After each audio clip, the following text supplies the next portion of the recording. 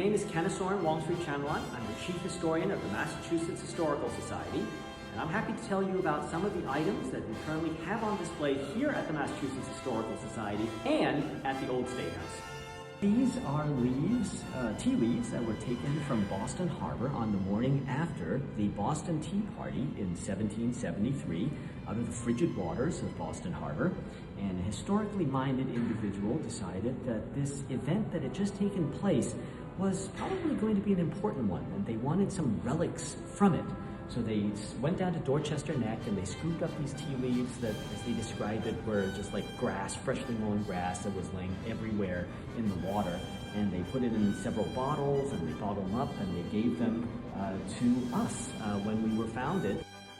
So you're going to be looking at a sword that supposedly belonged to Joseph Warren. He was one of the most important revolutionary leaders here in Massachusetts at the time.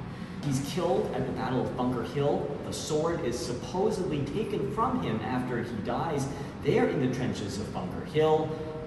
It's unclear if that's actually true, but it is an important symbol to this really important leader who died much too young and who is not widely recognized for his contributions to the Patriot cause as a result of his early death. Powder horn here was something that was a practical use because powder would have been kept in it in order for the soldier to use to fill his musket and fire his musket. But it also has this beautiful decoration on it. This suggests, of course, that the soldier who owned it had a lot of time to carve his depictions of the trench lines, his thoughts on it, his name on it, to make it his own, to personalize it in many ways.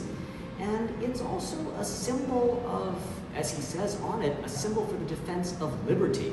Also going to see a pistol that belonged to Paul Revere, the person that Warren sent on the Midnight Ride, demonstration of some of the 18th century weaponry that would have been available at the time.